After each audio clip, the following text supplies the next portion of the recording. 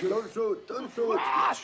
You shoot, I tell you, he'll kill A her. lot of these films, we thought of them as pulp fiction. I think what we contributed to the horror film was to move it up another stage from what it was at that level, because picture making was very static at the time. Murders of the Rue Morgue, that was already made into a film. And if you have to make it as a remake, because Arkoff says, look, we've sold Murders of the Rue Morgue, let's make it. You can't make that film. Because it's a detective story where once you know the denouement, which it was a monkey who did it, the whole thing is over. So you've got to invent within that. And the challenge is, how do you make it? And all the pictures I've worked on, the dismal scripts that you have, the challenge was always, how do you make it better and make it work? That was the creative process.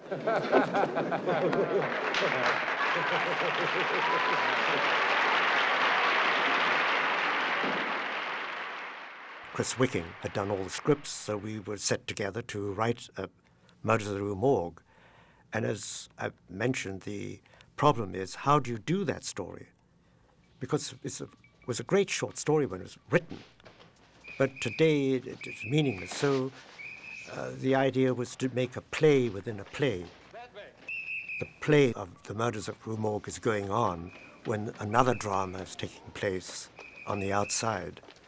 And it was the first film with Arkoff that I had quite a much larger budget and a bigger schedule. And we were originally going to do it in France, and they couldn't get together on the money or whatever it was. We were going to shoot it in Nice, where they have very famous studios there.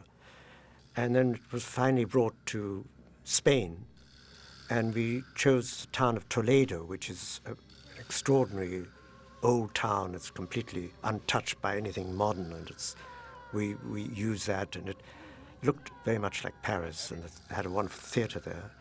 And we had a very famous Spanish cameraman. So we shot the film, and I don't know, I think it was probably about 8 weeks shoot. I think, and I don't know, I was going to ask Deke about this, but unfortunately he's no longer with us. But I suspect after there was contractual problems of some kind with Vincent, and maybe Arkoff didn't want to renew his contract, or some problem came, so it was a natural for Vincent to be in it. You'd expect him, but these people put in their own star, and they decided to use Jason Robards. And, you inherit the star usually on a picture. It's built around, the film is sold with that star. And Jason Robards was still very high up at that time when he came to work on this particular picture. When I did Banshee, Vincent Price came with it. It was centered around him, but you do the rest of the casting. Jason Robards was a theatre actor and had an extraordinary amount, is an extraordinarily talented man. He's made huge pictures. And this picture, to a certain extent, was a come down for him, even though there was a lot of money being slung into the film as far as AIP was concerned.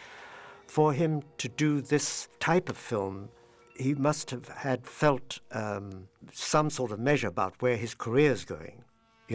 He's paid an enormous amount of money, got tremendous expenses, and he could have chosen any part he wanted to. But when he had gone into a week of shooting, he said, look, I've chosen the wrong part. I should have played the other part, the Herbert part, because it's much more interesting. Now, open your eyes. And I said, look, it was your choice. You could play anything. You could play the maid, if you wanted to. It's pictures around you. I look at the film now, because I haven't seen it for many, many years. Could have done better than he did, and put different shades in than he did, and could have been more charming. But as a whole seemed to me kind of a moody person playing a moody role, so sort of let that slide. But I'm not sure if this genre he was very happy in. I don't know. Michael Dunn was an extraordinarily intelligent man, tremendous IQ.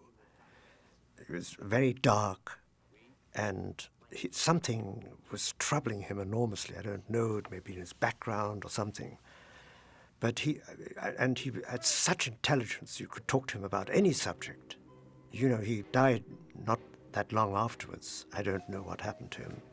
Maybe he felt it was beneath him what he was doing, or the part, or what he was playing. He was a very troubled man. He's absolutely wonderful.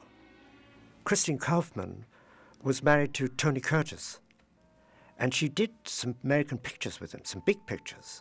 Unfortunately, I've never seen that picture she did with Curtis. But she spoke English perfectly. When I finished the film in Spain, Nicholson came over, looked at it. He said, "It's fine, it's perfect, it's a wrap, don't make it." Usually they would say, "Could you put a close-up here or this, or could you do," you'd give him whatever they wanted, because they're so small. He didn't, he said fine, and everything went away, and we all thought fine, everything's fine. But when, about 6 months later, when they re-edited the whole picture in Los Angeles, I didn't know about it, and I found out and then saw the cut and was just shocked that they would recut it this much. So I wrote a 7 or 8 page letter to Arkoff saying, "Look, it's your picture. You can do whatever, but at least make these changes, because it doesn't make sense the way it is, And there are a lot of subtleties, for instance, one of the unique things in that film was most people are used to flashbacks, but our trick was to do a flash forward, where you saw something that's happening before it's going to happen. It's premonition. And the technique was that you don't know when you're in this position and when you're not. The audience accept it, but what they did, they colored the film where there was a flash forward to say, "Oh yes, there's a flash forward here, it's a different color." And all the suspense and all of that was taken out of it.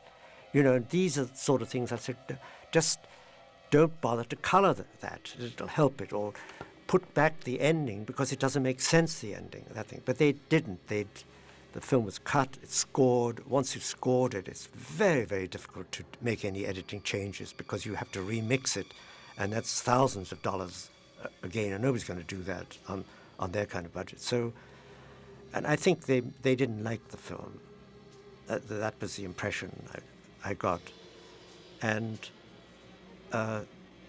anyway, that was the end of my contract. I was moving on to other things anyway, so that was the end of that picture. And fortunately, there was one copy. In order to make the print, you have to show to Arkoff and Nicholson, there's one print which is the original master. So that was still in existence. And nobody's going to destroy that because it's too expensive. They're going to cut it. You can't do that because it's been remixed. So that film was in existence, and fortunately, that's the one you've got, and I'm very happy about that. There was enormous problems going on at AIP. There was a lot of dissent, and then I know that Dick Hayward left, the company, and moved on to other things. We knew we were doing pulp fiction, and we were getting paid, for the job, and it was always a desperation of how do you get the job done better with the least amount of money. You had to take them seriously and had to believe in it and make the actors believe in it in order to make those shows work. And when they were finished, look, I've never seen any of these films. I never see them after they're made. I don't keep copies of anything I've done. So I'm happy in my twilight age to, take another look at them, as I've been forced to look at them just to try to remember what you've done as a work. But for me, when I can look at Casablanca once a month or Ninotchka once every 6 months and see more in it, and feel great disappointment that you were never working in that kind of mainstream that is the apex of picture making. You know, that you don't see that. Very, very rarely do you see that anymore, that kind of picture making, the wit, the writing, that is an extraordinary part of the Hollywood picture-making days. And I hope the youth will pay more attention to those great pictures.